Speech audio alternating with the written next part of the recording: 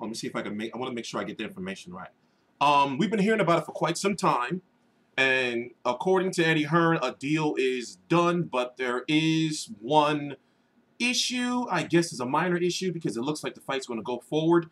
So Nathan Cleverly, former, wasn't he 175-pound champion when he was when Kovalev beat him? Former 175-pound champion.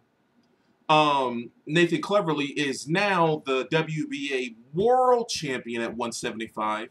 The king of 175 right now is Andre Ward, who has the WBA Super World, the belt above Nathan Cleverly's. He has the WBO and the IBF. It is heavily rumored that, which is going to be my next video, that Andre Ward's going to be vacating his titles and moving up to cruiserweight to face Tony Bellew.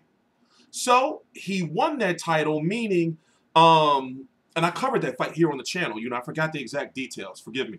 Nathan Cleverly won that title almost a year ago, October the 1st, 2016. He was in talks to fight Andre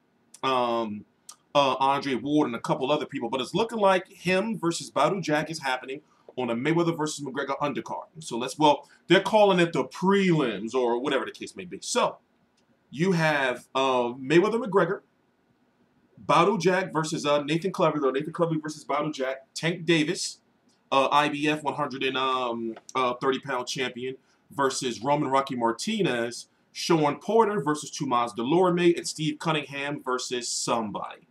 We don't know exactly who yet. So it's like this, right? I like Badou Jack as a fighter. I feel he's going to beat Nathan Cleverly. It's hard to see. It's hard to really define Nathan Cleverly because, you know, he can be somewhat of a chinny fighter, and also, remember, he tried to go to cruiserweight because 175 wasn't working out for him. But now, you know, fighting against Badou Jack, and Badou Jack is good, you know, and he's gotten a lot better over the years. Remember, he was supposed to lose to James DeGale and probably be stopped. He was supposed to lose to George Groves, and he didn't. So now he's in a situation where he can get another title and probably be elevated to Super World Champion and be the WBA champion, depending on what happens with this fight or with Andre Ward if he wins. You know, so you know, 168 is out of the question for him. He says he's done 168 pounds. He just can't make the weight anymore. So a lot of people would love to see him against James DeGale. His last fight was in January of this year against James DeGale, where it was a draw. And truth be told, I had James DeGale winning, but barely. James DeGale survived. You know, so in my opinion, a draw was the right card, but depending on how you look at it, a lot of people may give that fight to Badou Jack. Now, looking at the landscape of the 175-pound division, there's really not much there. And Dimitri Bivol is the mandatory, and he has hold on 1 minute.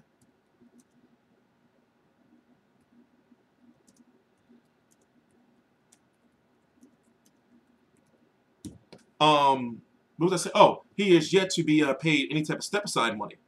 You know, so it's interesting to see what's going to go on, you know, going forward in the future. Yeah, I'm looking at the undercard, and it's like this, right?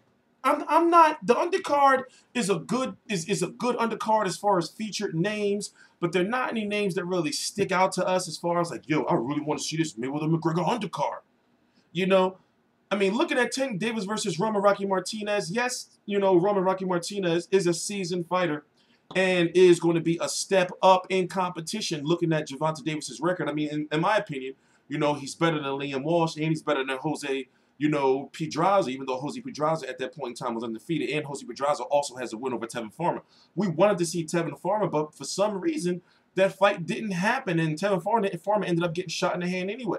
There is no politics in the way of Tank Davis versus Tevin Farmer, you know, because Tevin Farmer is a Lou DiBella fighter who has fought, you know, I mean, and Lou DiBella is basically, you know, down without Heyman. Long story short, it should happen. But looking at, you know, the names that are on this undercard, it's like, okay, all right, you know, they're giving fans, you know, something to watch, and they're going to be exciting fights. Gervonta Davis versus Roman Rocky Martinez should be an exciting fight. given Rocky Martinez's history and Gervonta Davis' style. Sean Porter versus Tomas Dulorme. Sean Porter is likely going to beat the bricks off of Tomas Dulorme, you know, because Tomas Dulorme, unless he just outboxes Sean Porter, has nothing to keep Sean Porter off of him. Badou Jack versus Nathan Cleverly is going to appeal to a lot of the international UK fans. And overall, that is a fight that could be a co-feature. That's a fight that can be a co-feature to a regular Showtime card, and fans would be, you know, like cool with that. Or over in the UK, that could be a headliner over there in the UK somewhere if Badou Jack went over there. You know, and right now, that's looking like, you know, we're hearing that Steve Cunningham is supposed to be on the undercard. He is in training camp, but, you know, we just don't know. So it's like this. I feel that Badou Jack has the edge. I don't want to take nothing away from Nathan Cleverly, but I mean, face it, it's almost been a year since he's fought. It's been, what, 11 months? You know, almost 11 months. You know, September the 1st will be 11 months since he fought. You know, and, you know, looking at, you know, his losses, you know, from that brutal knockout, Kovalev collapsed his body. That was back in 2013. He went up and fought Tony Bellew, a cruiserweight. Tony Bellew, you know, just outworked him pretty much. And I didn't even think that fight was a split decision. I don't know how they got a split decision. I remember covering that fight. And then Fonfara, which was considered a fight of the year over here. But if you look at what Fonfara is now, and you think like that Nathan Cleverly lost to him, and looking at also the way the Jürgen Brähmer fight ended. Didn't Jürgen Brähmer have an injury? I got to go back and watch that fight because I got to do a video on Brähmer versus Rob Brandt, who are fighting in the 168-pound, you know, tournament. You know? The 168-pound tournament. So, you know, I mean, we'll see, man. We'll see. I'm T-Street Controversy. This is T-Street Controversy Live. I cover every single major fight live. I'll list to my social media right down below. In the description box, please subscribe.